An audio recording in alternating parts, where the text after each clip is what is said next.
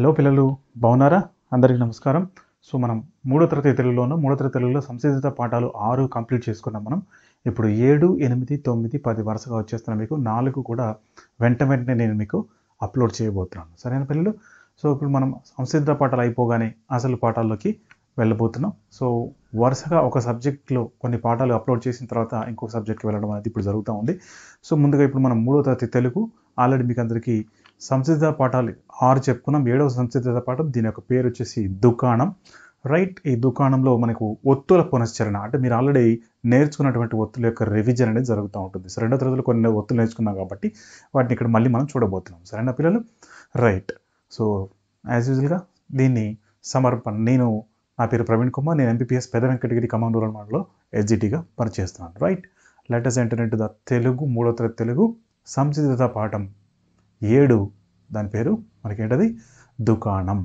సరేనా పిల్లలు? రైట్, ఇప్పుడు మనం మన యొక్క పాఠ్యాంశం మొదలుపెడదాం. బొమ్మను చూడండి, ప్రశ్నలకు జవాబు చెప్పండి. మొట్టమొదటిసారిగా మనకి ఇక్కడ బొమ్మ ఇచ్చారు. ఈ బొమ్మను చూసి ప్రశ్నలకు జవాబులు చెప్పమన్నారు. సో ఈ బొమ్మని జాగ్రత్తగా మీరు క్లియర్గా చూడండి. ఈ బొమ్మ చూసిన తర్వాత ఇక్కడ ఇచ్చినటువంటి ప్రశ్నలకు మనం సమాధానం చెప్పాలన్నమాట. రైట్, సరే పిల్లలు, నేను కొద్దిసేపు పక్క జరుగుతాను, మీరు ఈ బొమ్మని జాగ్రత్తగా చూడండి.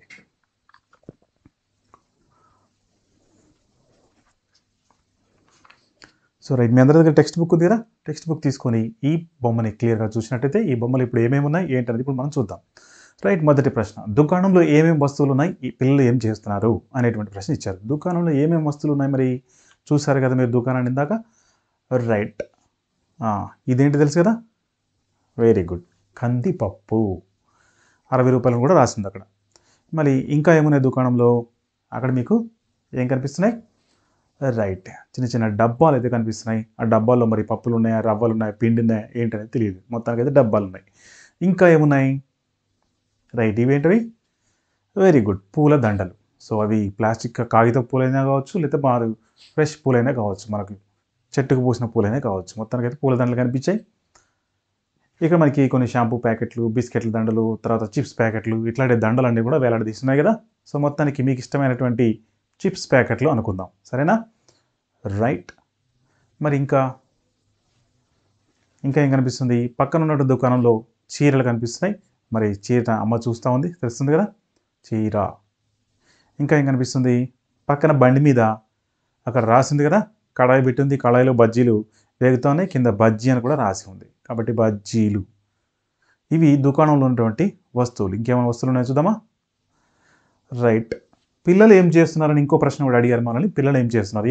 ఈ అమ్మాయి చూడండి, అమ్మాయిలు డబ్బులు పట్టుకొని సరుకులు కొనడానికి ఎదురు చూస్తుంది. అమ్మాయి డబ్బులు పట్టుకొని ఏం చూస్తుంది? చూసుకుంటూ సరుకులు కొనాలని ఎదురు చూస్తుంది. ఎందుకని?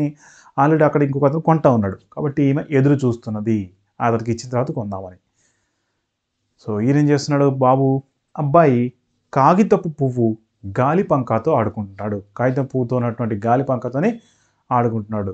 సరేనా? కాగిత పూలతో పెట్టచ్చు, లేకపోతే కాగితపు తోనే పువ్వులాగా తయారు చేసినటువంటి పెట్టచ్చు, లేకపోతే తాటి ఆకులు ఉంటుంది కదా, తాటి ఆకును కూడా గాలి పంకలాగా చేయొచ్చు. సో మీరు అందరూ చిన్నప్పుడు ఆడుకుంటూ ఉంటారు, ఇప్పుడు కూడా ఆడుకుంటూ ఉన్నారు కదా. సరే, ఇప్పుడు చూద్దాం. మరి ఇంకా ఈ అబ్బాయి ఏం చేస్తున్నాడు? అబ్బాయి అమ్మ చీర కొంటుంటే చూస్తున్నాడు. అబ్బాయి ఏం చేస్తున్నాడు? అమ్మ చీర కొంటుంటే చూస్తూ ఉన్నాడు కదా. ఇంకా ఏమన్నా కనిపించినాయి మీకు? రైట్, ఇప్పుడు రెండో ప్రశ్న ఏమడిగాడు? మీరు ఎప్పుడైనా దుకాణానికి వెళ్ళారా? ఎందుకు వెళ్ళారా మరి దుకాణానికి? రైట్, వెళ్తాం కదా మనందరం కూడా దుకాణానికి వెళ్తాం. ఎందుకు వెళ్ళాము? సరుకులు తేవడానికి వెళ్ళాము. ఓకే, రైట్, సరుకులు తేవడానికి వెళ్ళారు. Very good. మరి మూడవ ప్రశ్న ఇచ్చినవాడు, మీ ఊర్లో దుకాణంలో ఏ వస్తువులు ఉంటాయి అని అడుగుతున్నాడు. మీ ఊర్లో దుకాణంలో ఏ వస్తువులు ఉంటాయి చెప్పండి. Right, very good. ఏమున్నాయి?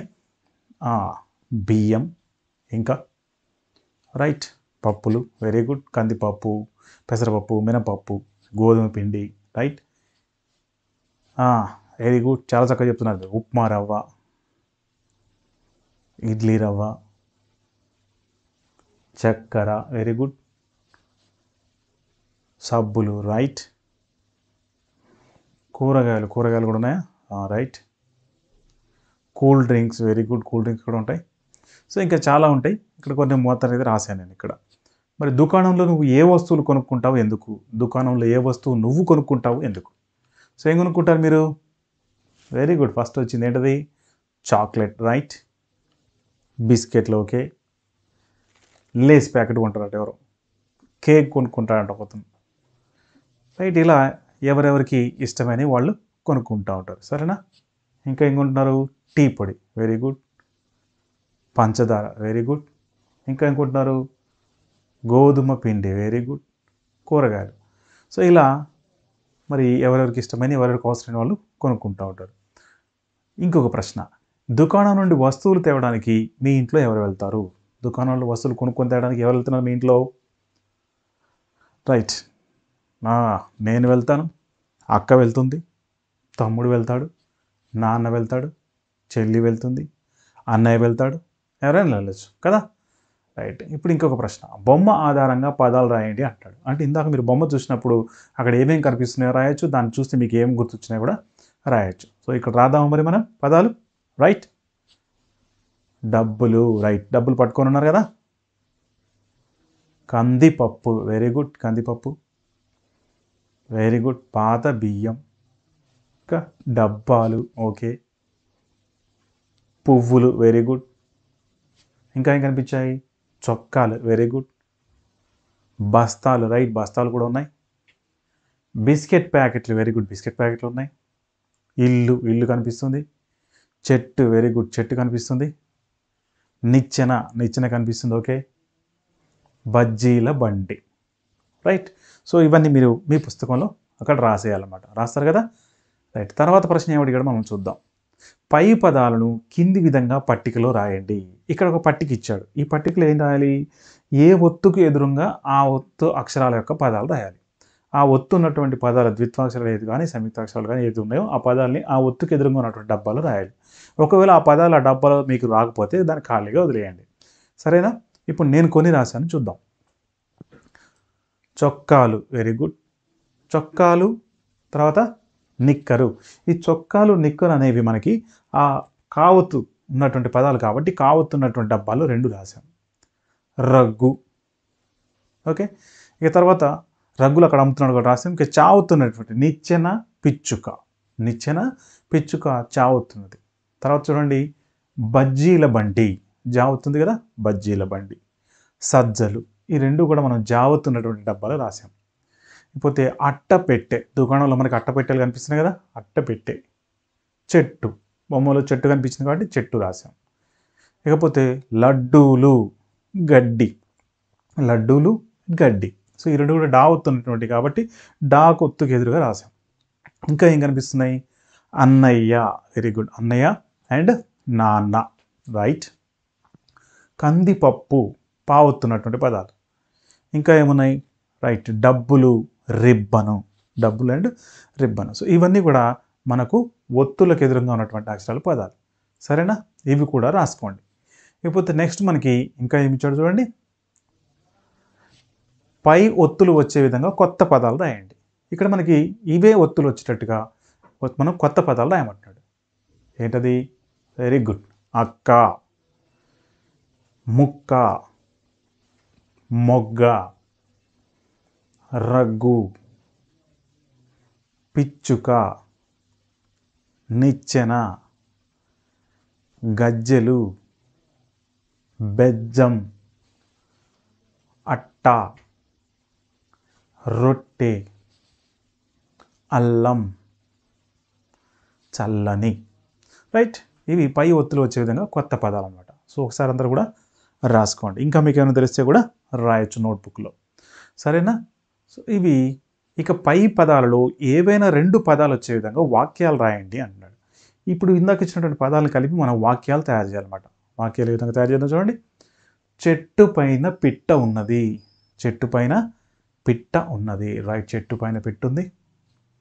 నాన్న డబ్బులు ఇస్తున్నాడు, నాన్న ఏం చేస్తున్నాడు, డబ్బులు ఇస్తున్నాడు.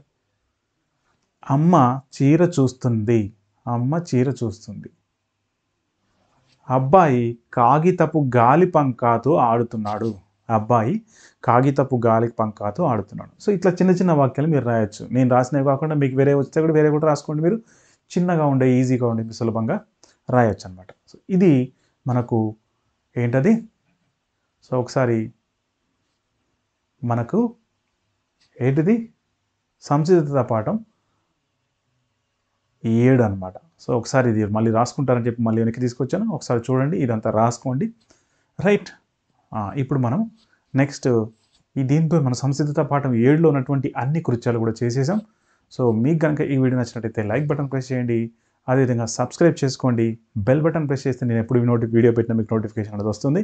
అండ్ ఇది సంసిద్ధత పాఠం 7 అండ్ 8, 9, 10కి వెంటనే నేను మీకు అప్లోడ్ చేయబోతున్నాను. సో రైట్, ఆ తర్వాత మనం అసలు లెసన్ స్టార్ట్ చేస్తాం. So thank you very much అండి. అండ్ ఇలాగే ప్రోత్సహిస్తూ ఉండండి. అతి త్వరలో, వీలైనంత త్వరలో నేను సిలబస్ అనేది కంప్లీట్ చేయబోతున్నాను. Thank you very much for your patience. Have a good day. జై హింద్.